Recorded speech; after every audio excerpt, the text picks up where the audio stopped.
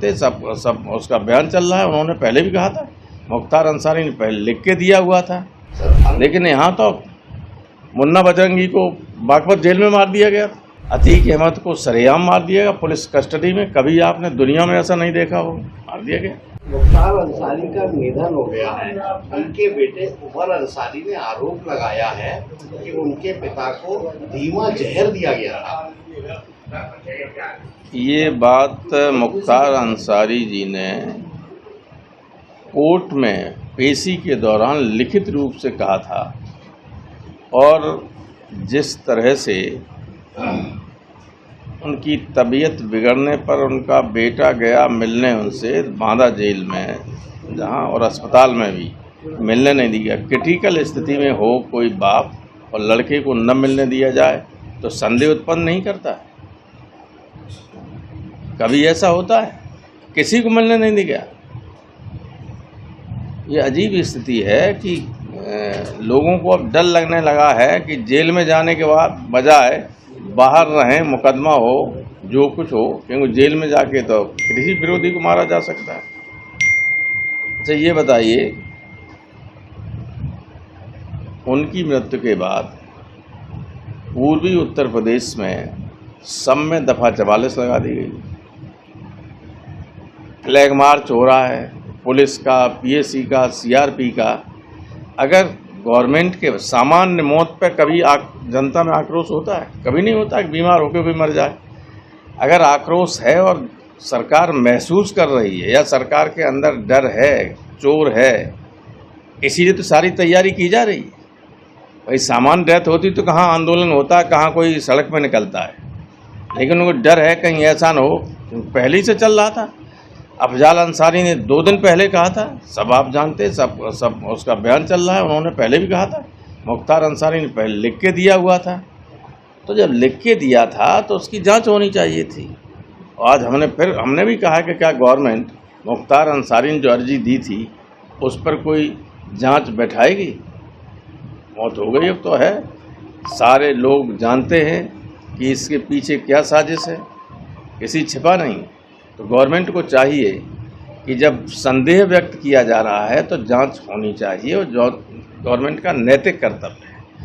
कोई व्यक्ति अगर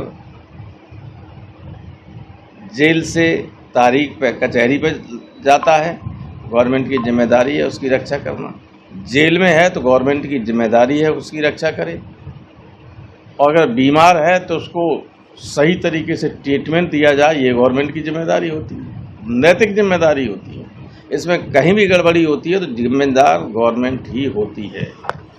लेकिन यहाँ तो मुन्ना बजरंगी को बागपत जेल में मार दिया गया, क्योंकि एक बड़े माफिया जो सत्ताधारी के समर्थित हैं उनका उसमें हाथ था, इसलिए कोई जांच नहीं, कुछ नहीं।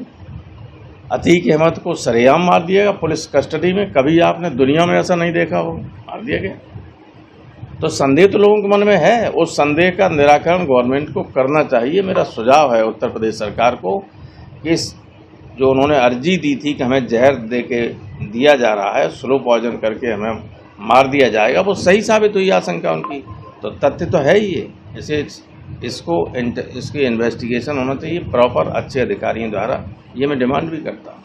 सर, अरविंद केजरीवाल जेल में है और चुनाव नजदीक आ गया, मुख्यमंत्री भी हैं, इसको सपा कैसे देखती है? वो इंडिया गठबंधन के अहम सदस्य हैं। देखिए, अरविंद केजरीवाल को जिस वक्त गिरफ्तार किया गया वो वक्त बिल्कुल गलत है।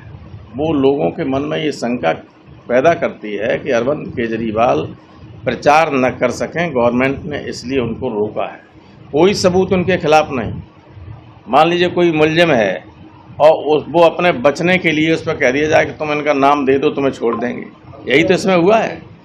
एक मुलजिम गिरफ्तार हुआ था, उससे बयान दिलवा दिया कि हम अप्रूवर है, अप्रूवर को क्या हिंदी में कहते हैं, अप्रूवर है, और उसने बयान दे दिया। तो जो मुलजिम है अपने बचने के लिए अगर बयान देता है उस पर विश्वास ही नहीं किया जाना चाहिए। कोई विश्वास नहीं करता, उसके आधार पर उन्हें गिरफ्तार किया गया। अब तो लोगों को ये डर लगने लगा कि जैसे विपक्षी लोग धीरे धीरे मारे जा रहे हैं, कहीं बीमार, कल ही वो बहुत बीमार हो गए, शुगर डाउन हो गई। अगर 46 में शुगर आ गई थी, थोड़ी और नीचे चली जाती तो कोलैप्स कर जाते। वहीं जब जानते हैं कि वो बहुत स्टूडेंट लाइफ से जब पढ़ते तब से डायबिटिक है अरविंद केजरीवाल, तो अगर उसमें जरा भी दवा में इधर उधर होता है जेल में वो हो नहीं सकता है रहते हुए। टाइम पे दवा देना, टाइम और दवा आप जानते डायबिटीज़ की दवा दी जाती है, उसके तत्काल बाद कुछ खा लेना चाहिए, वरना शुगर वैसे ही डाउन होकर आदमी मर जाता है। मेरा आखिरी प्रश्न है, मुरादाबाद के आपके पूर्व सांसद एसटी हसन कहते हैं कि अब जो नया प्रत्याशी घोषित किया है उनके पक्ष में वो प्रचार नहीं करेंगे। तो वो उनकी व्यक्तिगत राय है, पार्टी के लोग तो करेंगे।